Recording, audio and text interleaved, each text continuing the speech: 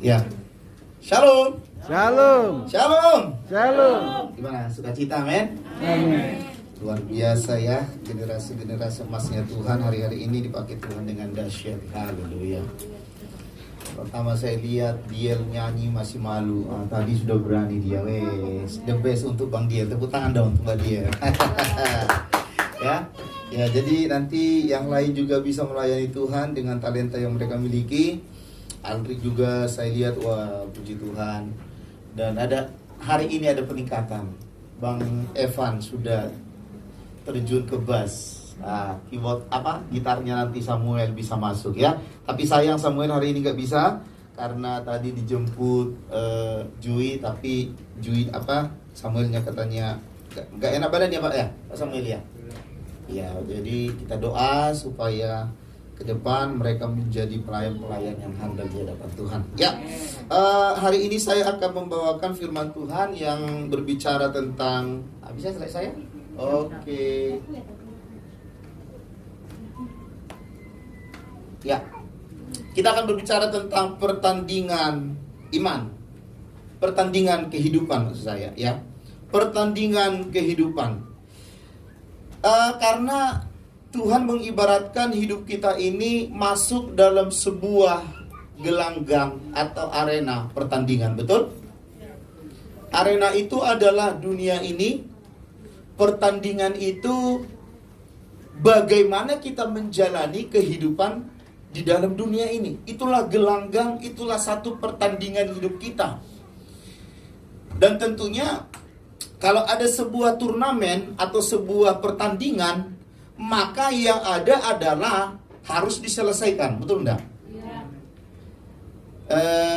Habis ini Pemkot khususnya kota pendidikan Dinas Surabaya mengadakan yang namanya beasiswa lomba penghafal firman Tuhan, beasiswa untuk SMP swasta negeri se-Surabaya. Ini dana beasiswa ini diberikan sebenarnya sih kalau saya melihat cara mainnya sama dengan kayak seleksi gitu ya, semacam lomba. Nanti karena ada dosen pengujinya, ada guru pengujinya gitu kan, yang menguji mereka bagaimana mereka bisa nggak menghafal. Kalau kelas 7 itu mereka menghafal 40 ayat firman Tuhan yang disediakan oleh panitia. Dan kalau mereka menang, mereka akan dapat yang namanya 400.000 per bulan selama 10 bulan. Sebenarnya selama 1 tahun, tetapi karena diadakan hari ini, bulan ini, maka jatuhnya ke Maret gitu ya. Itu kelas 8, 50 ayat. 50 ayat. Kalau mereka menang sampai tingkat dinas kota Surabaya, mereka akan memperoleh 500.000. Ya lumayan ya, 500.000 per bulan selama 10 bulan. Jadi kalau di total 5 juta ya lumayan. Ganti tab buat anak-anak atau iPhone gitu ya, untuk bisa membantu mempermudah mereka untuk lancar di dalam hal belajar gitu ya. Apalagi hari-hari ini mulai kemarin Jumat, sekolah di mana saya ngajar sudah 50% karena katanya Omikron sudah masuk di Surabaya. Nah, ini juga tentunya satu warning bagi kita, hati-hati bagi kita supaya kita ibaratnya tidak menyepelekan yang tentang prokes. Karena apa? Omikron, Bu Betty sama Pak Dharma yang lebih tahu akan hal ini ya, katanya sudah masuk. Jadi kemarin Jumat yang tadinya 100% masuk anak-anak, sehingga cuma hanya 50%. Jadi yang tadinya ada gelombang 1, gelombang 2, ini cuma hanya 1 gelombang kemarin Jumat itu. Oke. Itu berbicara tentang apa? Pertandingan kehidupan. Jadi dalam kehidupan kita ini ada yang namanya sebuah pertandingan. Yang mana pertandingan itu harus kita selesaikan, harus kita tuntaskan sampai finish. Amin? Amin. Coba kita katakan, pertandingan itu harus diselesaikan sampai finish. 2, 3 ya. Pertandingan itu harus diselesaikan sampai finish. Kita yang di dalam Tuhan itu pertandingan pada umumnya, tapi kita di dalam Tuhan, pertandingan itu harus kita selesaikan sampai kita memperoleh mahkota. 2, 3 ya. Pertandingan itu harus kita selesaikan sampai kita apa? Memperoleh mahkota. Mahkota apa? Mahkota kehidupan selama-lamanya di sorga kelak bersama dengan Tuhan. Bukankah ini tujuan kita, amin? Kalau di dunia ini orang mengadakan sebuah pertandingan, mereka cuma hanya puas dengan piala, ya kan? Apalagi hari-hari ini sebentar lagi akan dibuka yang namanya bola dunia, dan akan ada yang namanya juara gengsi di sana, gitu ya. Itu mereka cuma hanya mengangkat piala besar-besar. Itu di dunia ini. Tapi kita di sorga, yang kita peroleh nanti adalah apa?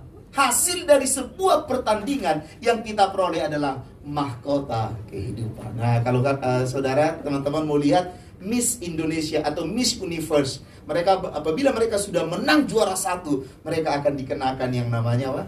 Mahkota. Mengenakan mahkota di dunia aja ya. Karena memenangkan sebuah Miss perlombaan itu sudah sangat dahsyat. Tunda, Bapak Ibu. Apalagi mahkota dari surga. Coba kita berandai-andai, berangan-angan, membayangkan bagaimana nanti mahkota kita ya. Ya mohon maaf nih, walaupun rambut saya mungkin ya agak ganteng sedikit, gitu kan. Nanti kalau sudah dikenakan mahkota, kepala saya ini tambah ganteng nanti gitu ya. Apalagi Bu Peti, tambah cantik ya Pak Darmaya. Ya, kata Pak Dharma Bu, gitu. Amin, ya. Iya. Pak tambah, tambah keren nanti. Oh gitu ya. Nanti berarti rambutnya nggak kelihatan Bu ya, mahkotanya yang kelihatan gitu Pak ya. Aduh, Bu Tambo ini memang ada-ada aja. Ya, oke. Ya, coba kita lihat sama-sama firman Tuhan yang terdapat dalam 1 Korintus 9. 1 Korintus pasal yang ke-9. Ayat yang ke-24 sampai dengan ayat yang ke-27. Jadi kita akan berbicara tentang pertandingan kehidupan, ya. Sudah? Sama-sama kita baca. 1 Korintus 9 ayat 24 sampai dengan ayat yang ke-27. Tua gapat. Tidak tahukah kamu bahwa dalam gelanggang pertandingan semua peserta turut berlari, tetapi bahwa hanya satu orang saja yang mendapat hadiah? Karena itu, larilah sebegitu rupa sehingga kamu memperolehnya. 25. Tiap-tiap orang yang turut mengambil bagian dalam pertandingan menguasai dirinya dalam segala hal. Mereka berbuat demikian untuk memperoleh suatu mahkota yang fana, tetapi kita untuk memperoleh, ingat. Ya, di sini katakan, tetapi kita apa? Untuk memperoleh suatu mahkota yang abadi. 6. Sebab itu, aku tidak berlari tanpa tujuan, dan aku bukan petinju yang sembarang saja memukul.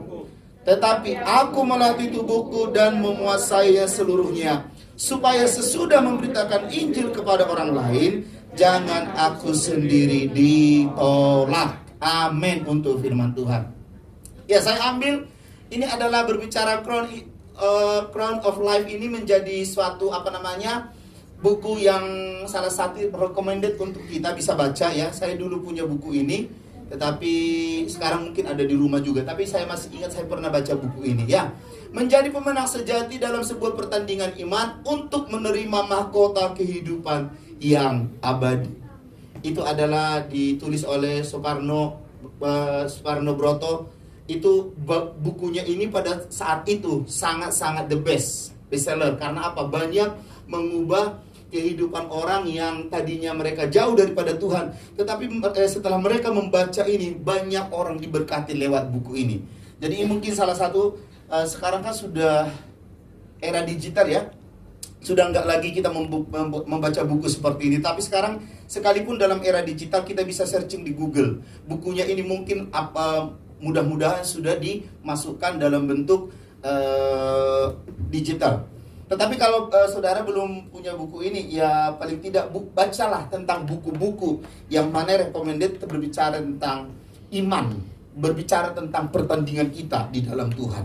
Nah, Paulus berkata kepada jemaat di Korintus bahwa dia mengibaratkan gini, kehidupan kita yang kita jalani sekarang ini, kita sedang masuk di dalam gelanggang. gelanggang pertandingan. Yang mana gelanggang pertandingan itu kalau orang sudah masuk, tentunya dia tidak bisa keluar. Kalau dia keluar, bisa sih keluar, haknya dia keluar, betul enggak? Tapi kalau dia keluar, pasti banyak orang seperti itu, betul enggak? Malah nanti dia diteriakin bukan karena dia menang, tapi diteriakin karena dia mundur. Ibaratnya kalah sebelum berperang. Itu merupakan sesuatu hal yang menyenangkan atau aib? Aib ya, bukan menyenangkan. Kalau diteriakin sih menang, ya dahsyat gitu ya. Tapi kalau diteriaki pada saat kita undur dari pertandingan, dari gelanggang itu, merupakan suatu rasa malu yang tak tertutupi di dalam diri kita. Tuhan mengibaratkan kita gini, kita sudah ada di dalam area ini, gelanggang ini, di dalam dunia ini, di dalam pekerjaan, komunitas, di mana Tuhan tempatkan kita. Itu adalah gelanggang kita. Pertandingan yang kita harus hadapi, yang harus kita selesaikan adalah kita harus bisa menaklukkan segala pertandingan-pertandingan itu. Pertandingan apa aja sih? Nanti akan saya jabarkan satu persatu. Pertandingan khususnya yang berbicara tentang iman kita, yang berbicara tentang godaan-godaan, hambatan-hambatan, rintangan-rintangan yang akan membuat iman kita semakin jauh daripada Tuhan. Kita harus menang di dalam hal menghadapi itu. Coba next. Ya, Paulus mengibaratkan kita gini. Kita masuk dalam sebuah pertandingan. Pertandingan ini mau ndak mau, suka ndak suka, kita harus hadapi. Amin. Tapi percaya. Sekalipun kita masuk dalam pertandingan ini, kita tidak sendiri. Tetapi ada Roh Kudus, sumber kekuatan penghiburan dalam hidup kita. Amin. Amin. Yakinkan diri kita bahwa kita berjuang bukan sendiri, tapi kita yakin bahwa kita berjuang bertanding ini ada Tuhan di dalam diri kita lewat pertolongan Roh Kudus. Amin.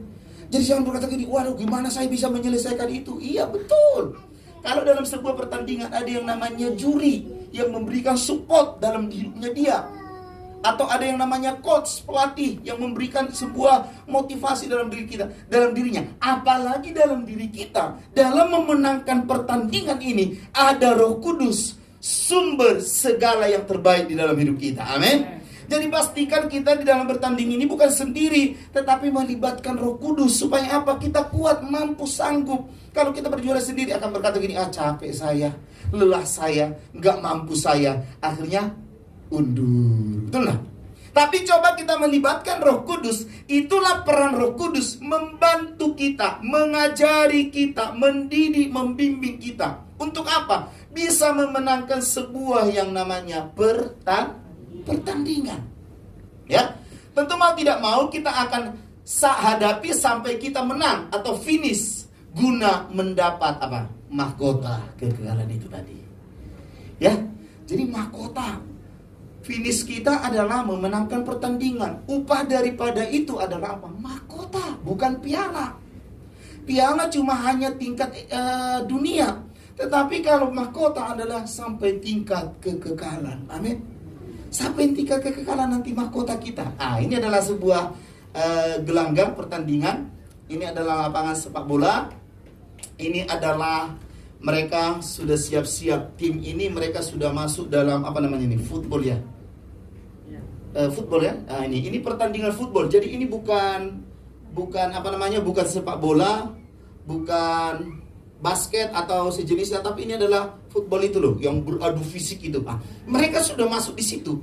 Mereka sudah siap-siap, maksud saya. Mereka sudah siap-siap dan mereka akan siap masuk ke dalam lapangan. Kalau mereka sudah siap masuk dalam lapangan, sudah posisi ada di lapangan, mereka akan mengerahkan semua tenaga mereka. Bahkan mohon maaf, mereka akan ibaratnya tidak sungkan atau tidak mengeman tubuh mereka. Waduh, nanti jangan saya cedera, jangan nanti saya ditabrak. Gak bisa. Kalau mereka sudah masuk ke situ, mereka harus tujuan mereka satu, menang, menang, menang, dan menang. Amin. Ini adalah salah satu gelanggang pertandingan. Next. Ya. Terus, apa yang harus kita lakukan? Kita tahu nih, gelanggang kita sudah kita hadapi sekarang. Yang kita lakukan dalam kita memenangkan ini apa? Pertandingan ini. Yang pertama dikatakan apa? Turut dalam perlombaan atau turut dalam pertandingan. pertandingan. Dikatakan 24. Tidak tahukah kamu bahwa dalam gelanggang pertandingan atau perlombaan semua peserta turut berlari, tetapi bahwa hanya satu orang saja yang mendapat apa? Hadiah. Karena itu berlarilah sedemikian rupa sampai kamu memperolehnya. Jadi ada kata-kata turut dalam perlombaan, turut dalam lomba lari. Saya dulu waktu masih SMA saya sudah memenangkan juara 1 tingkat sekolah memenangkan lari. Kemarin saya pulang, saya bilang sama si abang, bang, dulu papa SMA saya di Onan Ganjam. Lari saya dari start simpang sekolah itu, kami dari simpang itu lari sampai ke jembatan arah Parbotihan. Nah, kalau saudara yang tahu daerah sana, kalau mami ya Pak Agus ceritakan aja, aku nggak ngerti katanya. Ya nanti mami diajak Bu Yeni ke sana. Ya, jadi kami lari itu kalau sampai jembatan itu kalau nggak salah 5 km. Jadi PP 10 km. Larinya itu bukan sore hari jam 6, enggak, tapi larinya itu jam 1 siang. Bayangkan, apa kita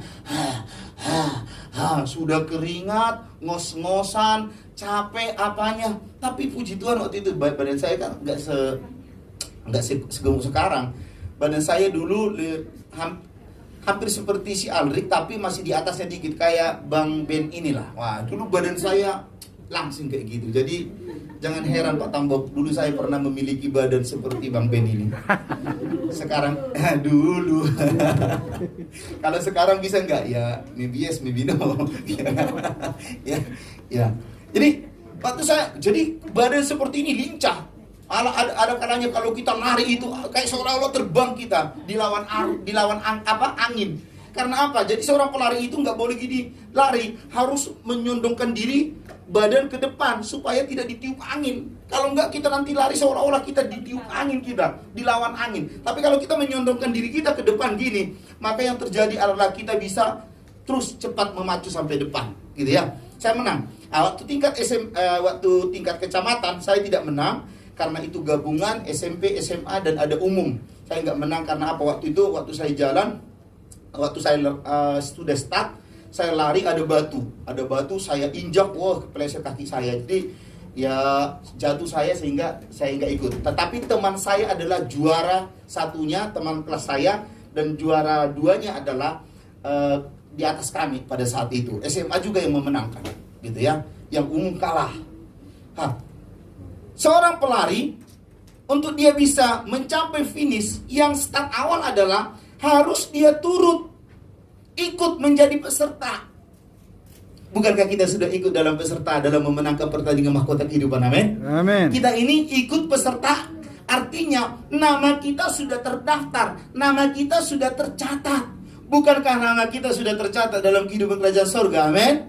Bukankah nama kita sudah ada di dalam buku kehidupan Bapa?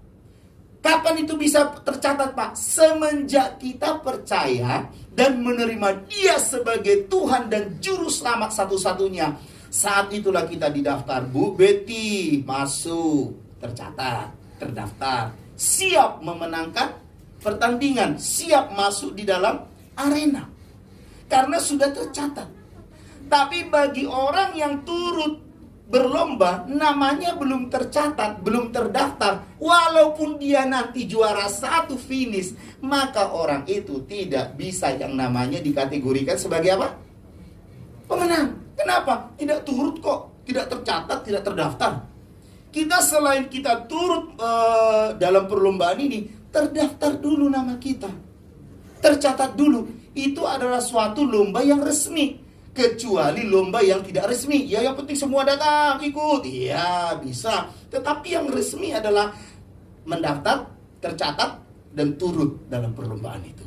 Amen. Jadi hari-hari ini ayo, jadi ini adalah perlombaan silat yang resmi. Ini saya ambil siapa namanya kemarin, saya waktu lihat di Google itu, ini adalah cewek orang Indonesia yang menendang orang, kalau nggak salah orang Malaysia. dia memenangkan pertandingan itu. Waktu dia mau dijegal dari bawah, langsung ditendang dia kepalanya gitu ya. Ini masih awal-awal saya ambil ini, saya cuplik gitu ya. Tapi lihatin, turut di dalam perlombaan. Dan mereka disaksikan oleh siapa? Ada wasit, ada juri, dan ada ini apa namanya ini, pelatih. Mungkin ini pelatih daripada salah satu daripada mereka gitu ya. Disaksikan.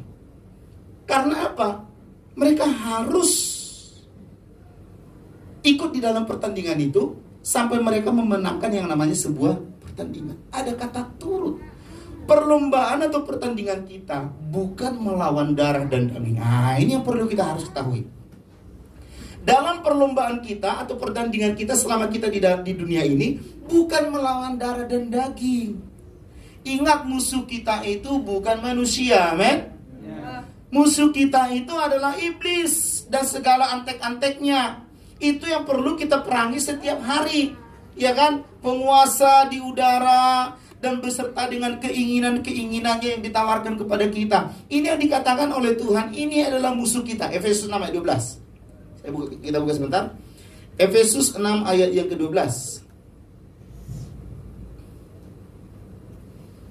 Nah, ini Efesus 6 ayat 12. Karena perjuangan kita bukanlah melawan darah dan daging, tetapi melawan pemerintah-pemerintah, melawan penguasa-penguasa, melawan penghulu-penghulu dunia yang gelap ini, melawan roh-roh jahat di udara.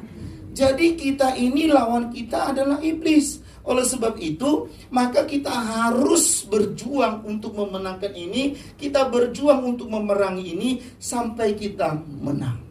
Ingat, musuh kita bukanlah manusia.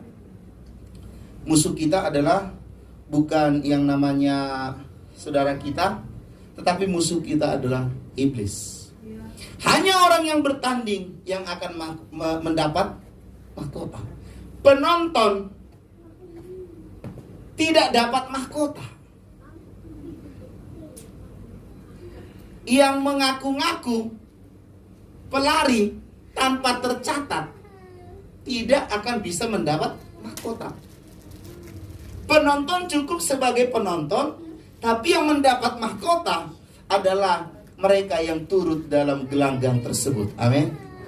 Jadi hari-hari ini, mungkin teman-teman berkata seperti ini, wah, berarti saya sedikit dibekali nih tentang pertandingan. Ya, karena apa? Kita harus tahu posisi kita di dalam bertanding ini sekarang ini.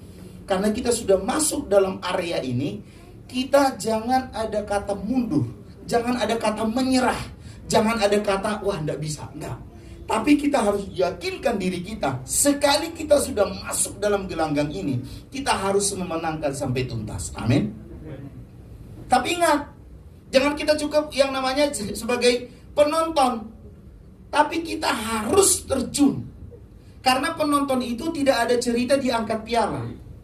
Mungkin dia angkat piala, tetapi di luar pertandingan atau di luar penyerahan pada saat hari H, betul enggak? Atau memegang. Tapi sekalipun dia memegang itu, sekalipun dia mengangkat itu, adakah di dalam buku nama-nama pejuang ini, nama-nama yang tanding ini, namanya tercatat? Enggak. Dia cuma hanya bisa mengangkat, tetapi tidak tercatat, tidak terdaftar. Sekalipun dia bisa mengangkat, memegang dan lain sebagainya.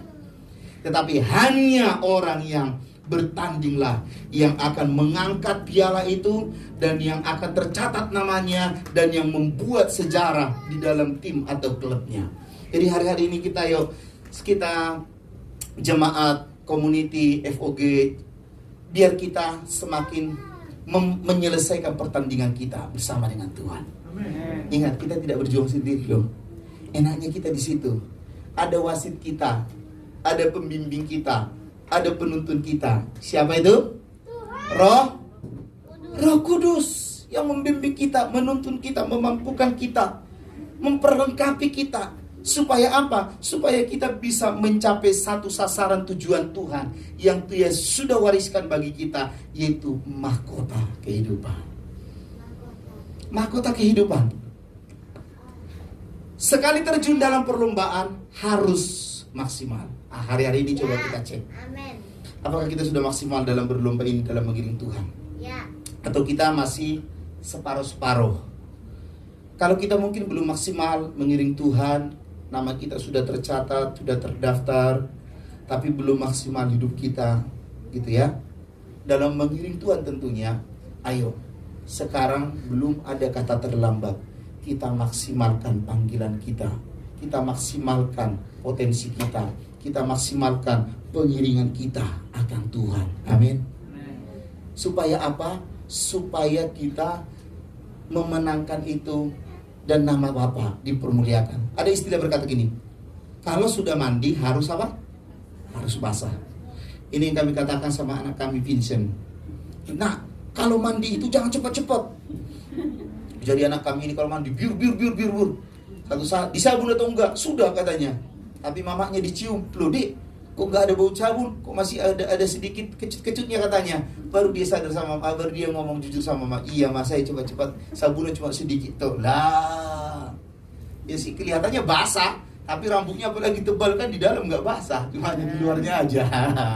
Gak apa-apa dia. Tapi Vincent sekarang sudah pintar, dimana dia sudah mandi, sudah pada posisinya lah, ya kan? Tepuk tangan dong untuk Vincent. Iya. Ya kan? Enggak lah. Tapi sekarang dia tadi, adek, ayo kita ke gereja, sikat gigi, mandi, sudah langsung cepat dia, ya kan? Jadi kalau orang mandi harus basah. Kalau sudah bertanding harus habis-habisan, harus maksimal. Kalau tidak maksimal, kalau tidak basah, ya berarti sama halnya kita tidak maksimal untuk seperti yang saya katakan mandi itu tadi, enggak bersih. Tapi orang sudah mandi harus bersih. Kadang saya kalau di kamar mandi istri saya bilang gini, ya ngapain aja sih di kamar mandi cek lamanya. Jadi saya sama Kak Nelly ini hampir sama. Kalau kami mandi ya agak lama juga sih kami. Ya bisa dikatakan 15 menitan sampai 20 menit gitu ya kalau mandi. Mereka bilang gini, apa aja sih yang digosok? Yang satu saat saya bilang, yang oh lihat saya mandi, ayo ikut kamar mandi. Jadi kami mandi bareng. Ada kalanya saya kan orang keringat.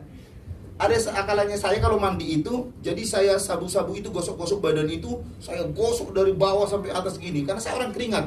Ada kalanya belakang ini kan saya nggak bisa. Saya bilang sama Vincent, Alden, abang, sini dulu. Saya panggil mereka ke kamar mandi. Ngapain Pak? Gosok punggung Papa. Jadi digosok dari atas ini. Enak banget menurut saya gitu. Itu membuat saya lama mandi. Tapi istri saya kalau mandi, selesai. 5 menit tak nyampe. Selesai.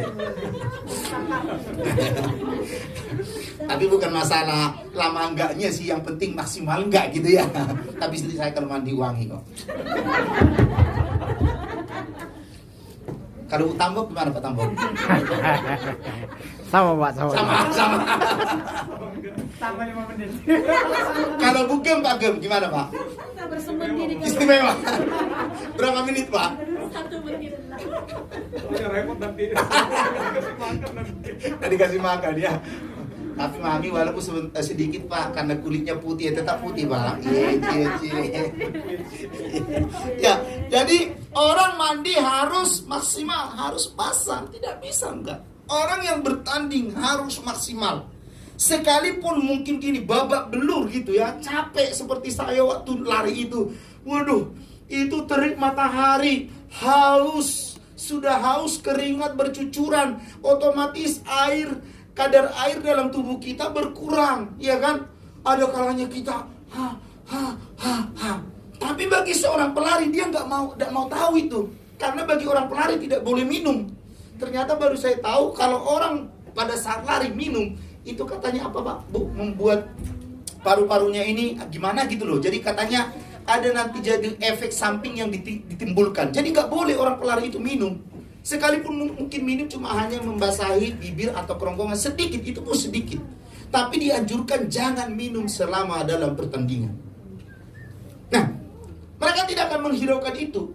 Kenapa mereka tidak menghiraukan itu? Mereka cuma fokus satu, finish, dan finish. Yuk, hari ini mari kita maksimalkan di dalam panggilan kita dalam mengiring Tuhan. Ditambah dengan kemampuan talenta yang kita miliki. Tapi yang paling utama adalah dalam pengiringan kita akan Tuhan. Mari kita semakin maksimalkan. Sudahkah kita semakin hari maksimal hari ini dalam mengiring Tuhan dalam gelanggang pertandingan ini? Atau masih ada sedikit kompromi dengan dosa, atau ada sedikit yang namanya kata undur, atau ada sedikit kata-kata yang kurang sungguh-sungguh? khusus di dalam pengiringan kita akan Tuhan, harus kita maksimalkan. Amin. Kalau pengiringan kita sudah maksimalkan kepada Tuhan, baru ditambah dengan talenta yang Tuhan percayakan kepada kita, harus juga kita beri yang terbaik bagi Tuhan. Yang pertama. Yang kedua dikatakan apa? Jadi yang perlu kita perhatikan di dalam gelanggang pertandingan, yang kedua adalah kita berlari secepat mungkin. Dikatakan di ayat yang ke-24. Kenapa saya katakan berlari secepat mungkin?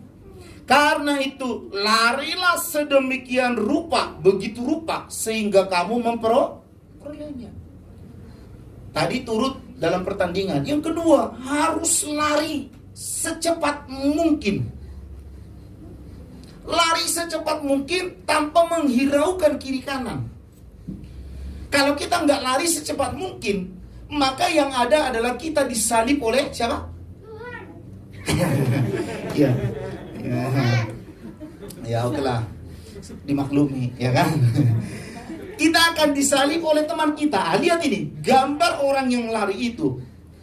Dia berusaha yang namanya menjaga kondisinya dan juga larinya supaya stabil. Coba kalau pelari itu dia sedikit ke kanan, maka dia akan disalib yang kuning, betul enggak? Yang kuning itu ya ibaratnya bermain ke garis yang ketiga, mungkin dia akan disalib yang nomor 3 yang di belakangnya. Tetapi seorang pelari yang di depan khususnya, dia akan berlari sedemikian rupa, secepat mungkin. Untuk apa? Selain dia mencapai finish yang pertama, supaya dia tidak kesalib oleh temannya yang di belakang. Kalau dia nggak berlari, lari cepat, tiba-tiba berhenti, ambil nafas dulu, lari cepat, ada yang dari belakang, stabil larinya, habis, kita disalib. Jadi, seorang pelari itu, seorang yang bertanding itu harus stabil larinya. Selain stabil, harus memacu secepat mungkin untuk dia bisa mencapai yang pertama, yaitu finish. Ya. Harus, jadi ada kata-kata harus berlari secepat mungkin. Kenapa harus berlari secepat mungkin? Karena di belakang kita itu antri. Sama dalam pengiringan kita akan Tuhan. Kalau kita tidak sungguh-sungguh, maka akan terjadi firman Tuhan yang berlaku bagi kita, yaitu di dalam Wahyu, yang terakhir bisa menjadi terkemudian, yang terkemudian menjadi terakhir. Itu Wahyu berapa? Saya lupa. Wahyu 12 ya. Coba ada yang tahu ayatnya? Saya lupa apa di dalam Wahyu berapa itu. Jadi yang terkemudian menjadi yang terdahulu menjadi terkemudian, yang terkemudian menjadi terdahulu. Itu ayat firman Tuhan di dalam Wahyu. Kalau kita tidak berlari dengan cepat, makanya jangan heran ada orang tiba-tiba tadinya dia terkemudian karena dia sudah ditangkap oleh Tuhan, percaya kepada Tuhan, dia sungguh-sungguh mengiring Tuhan dan juga dia melayani, namanya jadi terdahulu. Nah, salah satunya siapa? Mungkin bisa kita sebutkan hamba-hamba Tuhan yang sudah senior, yaitu Pak Pendeta Yusuf Roni. Yusuf Roni kan dulu kan beliau kan dulu kan yang terkemudian kan, bukan dari golongan kita, hitungannya yang terkemudian. Tapi waktu dia ditangkap Tuhan, diproses oleh Tuhan, beliau menjadi terdahulu. Tetapi ada orang-orang terdahulu, sekarang mereka sudah jadi terkemudian. Nah, nggak usah kita sebutkan, ya kan, orang-orang yang meninggalkan Tuhan. Banyak dari anak Tuhan, bukan cuma hanya anak Tuhan, tetapi banyak juga pelayan-pelayan Tuhan. Kalau kita sebutkan satu-satu banyak gitu ya, tapi nggak perlu, ya kan? Jangan sampai itu tergenapi dalam diri kita khususnya, amin. Tapi kita percaya, kita komunitas FOG, bahwa kita semua yang sudah terdahulu menjadi terdahulu. Jangan ada yang terkemudian, amin. Mungkin kalau lebih baik ada tadinya terkemudian, gara-gara sungguh-sungguh hidupnya kepada Tuhan, dia menjadi orang golongan yang terdahulu ke depan, amin. Jangan sudah terdahulu jadi terkemudian, ya kan? Jangan. Tapi biarlah yang terkemudian menjadi terdahulu seiring pengenalan dan pengikutnya akan Tuhan. Ya, jadi harus ingat loh, kita sedang masuk dalam gelanggang ini. Kita di dalam arena sekarang ini. Ya, harus berlari secepat mungkin. Kalau tidak, ingat, kita akan disalib oleh yang lain. Ya, tidak ada istilah santai, bergurau atau selfie. Oh, adakah coba Bapak Ibu teman-teman, ada nggak yang melihat seorang pelari tiba-tiba mereka berlari 100 orang tiba-tiba di depan tinggal lagi 50 orang, tiba-tiba jarak berapa kilo ke depan tinggal 10 orang, ya kan? Berapa puluh kilo ke depan tinggal yang namanya 5 orang. Adakah orang yang 5 ini berkata gini, bro, santai dulu, kita kan sudah memenangkan, menggugurkan 100 orang, kita selfie dulu yuk, cepret, ada? Gak ada ya? Atau gini, bro, capek nggak?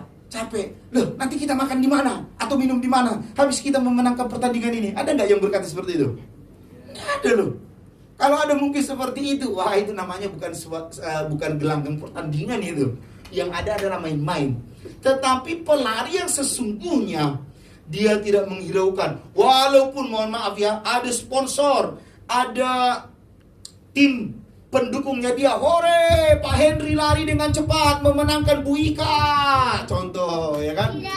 Gak ada berkata, iya dong, siapa dulu? Gak ada. Wes, yang penting dapat Bu Ika, gitu ya. Kok lari ke Bu Ika? Ya kan? Itu adalah satu contoh yang mana orang bertanding itu dia tidak menghiraukan yang lain. Yang ada cuma satu, harus cepat, harus finish, harus dapat. Yuk, hari ini kalau kita memfokuskan diri kita kepada ilah-ilah atau kepada keadaan dunia ini, bisa-bisa kita tidak bisa maju di dalam memenangkan pertandingan. Karena apa? Di dalam kita mengiring Tuhan, pasti banyak tawaran, ada godaan, betul enggak? Ada iklan. Kalau kita fokus kepada iklan itu atau tawaran itu, sampai kita tidak lupa Tuhan, dan karena kita lupa Tuhan tidak bisa memenangkan pertandingan, ini merupakan satu alat yang sangat ampuh dipakai iblis menjatuhkan kita. Jadi kita harus waspada akan hal ini. Kita biar fokus, cepat berlari. Harus mengeluarkan apa? Tenaga, konsentrasi. Bahkan kalau perlu, staminanya harus diatur. Walaupun sudah ngos-ngosan, rasanya menyerah nggak mungkin lah, ya kan?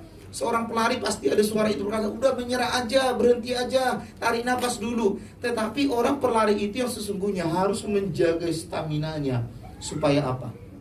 Tetap bisa. Walaupun sudah nafas sudah 1-2 gitu ya.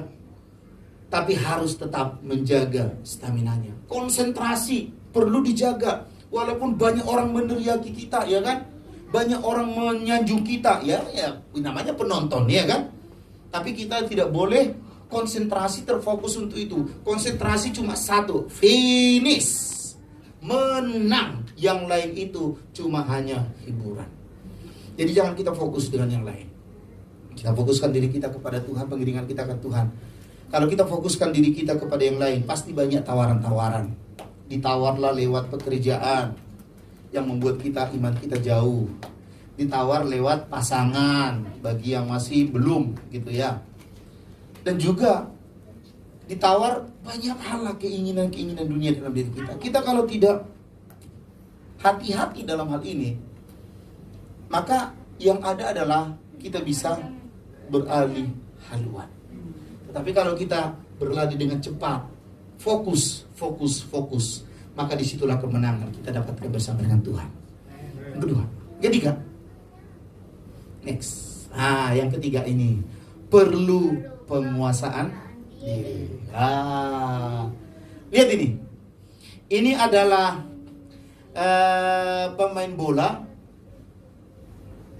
Lihat, temannya itu kecelakaan atau habis tabrakan atau habis dicegal atau habis dicurangi oleh lawannya. Ini yang memegang bola ini adalah kiper. Mungkin dia berkata gini, kurang ajar lawan ini, ya kan? Dan gayanya itu kan, walaupun dia nggak ngomong, tapi coba kita bahasakan dengan bahasa kita, kurang ajar ini. Kalau saya balas kamu nanti, oh bisa. Mungkin gitu ya, kata-katanya ya. Lebih kurangnya seperti itu, ya kan? Karena apa? Temannya sudah korban nih. Sampai dia ini tim merawat, tim apa itu? Tim dokter itu yang merawat itu kan? Sampai ditangani, ya kan? Belum lagi teman-temannya, belum lagi semualah turun di situ kan? Kalau si timnya ini atau kipernya ini yang memegang bola ini tidak menguasai dirinya, dia emosi, tiba-tiba langsung diseruduk ini lawannya ini, kira-kira yang terjadi apa? Pasti dia dapat satu teguran, paling tidak kartu kuning, kalau diteruskan kartu merah. Jadi harus ada yang namanya satu penguasaan diri. Walaupun teman kita berbuat yang namanya curang, membahayakan gitu ya bagi kita atau tim kita, maka kita harus perlu yang namanya penguasaan diri. Makanya firman Tuhan berkata gini, tiap-tiap orang yang turut mengambil bagian dalam pertandingan menguasai dirinya dalam segala hal. Dalam segala hal. Emosi iya, kecelakaan untuk mencelakai orang iya, dan lain sebagainya. Dalam segala hal. Untuk apa? Mereka berbuat demikian untuk memperoleh mahkota yang fana. Tetapi kita untuk memperoleh mahkota yang abadi. Penguasaan diri. Salah satu buah roh adalah penguasaan. Penguasaan diri inilah yang membuat kita mencapai satu kemaksimalan. Walaupun finish, ya betul, ada finish. Tujuan utama memang finish. Tetapi tidak ada penguasaan diri. Tiba-tiba berlari, tiba-tiba, nggak ada yang lihat. Dicekal temannya, geblak, jatuh, ya kan? Hore, satu korban teman saya sekarang jadi yang tercepat. Tiba-tiba dia lari lagi, dicekal teman, jatuh. Lihat loh, itu pelari yang resmi itu, dia dipantau oleh CCTV. Jadi yang dilakukan mereka selalu terpantau. Seperti Pak Tambuk selalu memantau saya gitu kan. Lebih kurang seperti itu, CCTV-nya terpantau terus. Jadi orang lawannya mau berbuat curang, ketahuan. Kalau sudah ketahuan, itu.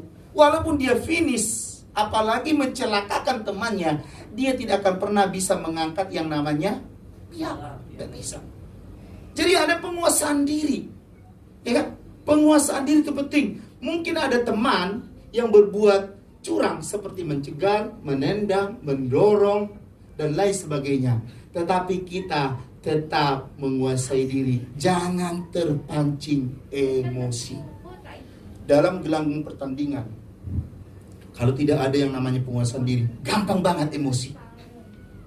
Karena apa? Ini momen bergengsi, men. Ya kan? Klub ini melawan klub ini. Bergengsi, apalagi negara ini melawan negara ini. Wih, sangat bergengsi. Walaupun memenangkan sebuah turnamen, katakanlah sepak bola dunia, ini sangat bergengsi. Karena ini sangat bergengsi, maka terlalu cepat emosi orang itu naik. Kalau tidak ada penguasaan diri, emosinya ini akan terpancing dan satu saat akan meledak seperti api. Dia. Kalau sudah diar, yang terjadi adalah apa? Akan mempengaruhi pertandingan tersebut. Ya? Ya kan? Kalau kita terbawa emosi, bisa tidak sampai finish, apalagi memperoleh mahkota atau piala. Coba kita lihat next. Ada ini. Lihat ini. Ini mereka yang masuk di dalam dunia pertandingan. Lihat, siapa yang pertama ini? Bukan Jidan ini. Ini si Andreu siapa gitu loh. Ini si Andre yang pertama ini. Si namanya di handphone saya adalah ada kelihatan. Si Andreus atau siapa lah. Si Vincent yang paling tahu karena dia pecinta bola. Jadi dia yang paling tahu namanya si Andre siapa lah. Itu namanya. Dia mungkin dia melakukan satu kesalahan, langsung gini, kartu kuning. Kalau sudah kena kartu kuning, itu namanya apa? Warning. Coba-coba 2 kali kartu kuning. Ketiga kali kartu merah. Get out. Ya kan? Terus Lihat yang di belakang, ternyata Ronaldo juga, Cristiano Ronaldo pernah kena kartu kuning juga. Nah itu, dia berkata, aduh bro, saya kena kartu kuning. Iya, 2 kali, 3 kali, go out, ya kan? Kartu merah. Ternyata Zidane juga, Zidane lebih parah, dia kena kartu merah. Nggak tahu, Zidane ini sekarang masih main bola nggak ini? Pelatih. Oh jadi pelatih ya? Coach di mana dia, Dek? Enggak, Ah. dia melatih tim mana? Oh, Real Madrid. Memang anak saya ini jago tentang bola, tanya aja. Bayaran dunia yang paling mahal siapa? Cristiano Ronaldo atau siapa, Dek? Neymar. Oh, Neymar katanya kan. Wah, memang anak saya ini. Ya kan? Zidane, waktu dia pemain, dia pernah kena kartu merah. Yang paling parah ini pelatih. Ini pelatihnya siapa ini? Saya nggak tahu ini. Sudah dapat kartu kuning, dapat kartu apa? Merah plus. Wah, itu.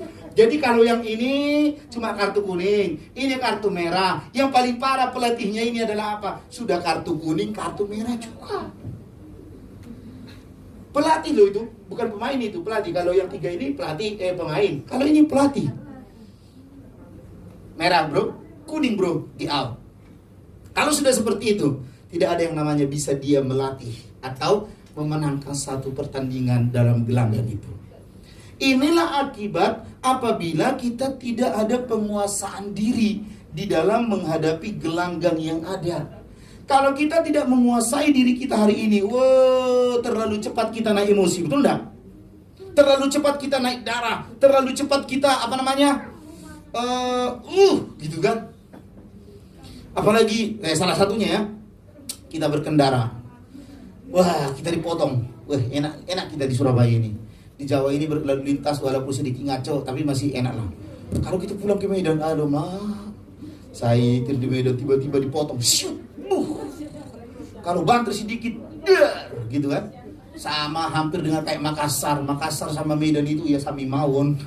Sama ngacau juga itunya kan. Ya, tapi puji Tuhan selama kami 2 minggu di kampung 1 minggu, di Medan 1 minggu, saya nyetir itu dengan segala ketelitian dan kehati-hatian. Karena apa? Sedikit kita lengah, itu orang-orang itu ngacau jalannya, bisa kita tabrakan. Belum lagi jalannya, ya kan? Jalan ke tempat kami itu, ke sama kampungnya Pak Gem, Pak Dharma, karena dulu Sambul sana itu, waduh, tikungan benar-benar tikungan manis. Tikungan es gitu ya, manis kan es. Es itu seperti itu. Belum lagi kalau ke tempatnya Pak Henry ini, ada yang namanya di daerah Pasaribu itu jalannya jet, benar-benar jet gini. Itu sekali ngambil salah. Disitulah Kak Nelly ditolong oleh Tuhan, di mana mereka dibebaskan. Ayo Kak Nelly bisa saksikan di sini. Ayo Pak Silaban dengan Bu Nelly, saksikan dulu bagaimana kalian ditolong Tuhan di tikungan jet itu. Ayo kita sambut, berikan applause untuk mereka. Ya.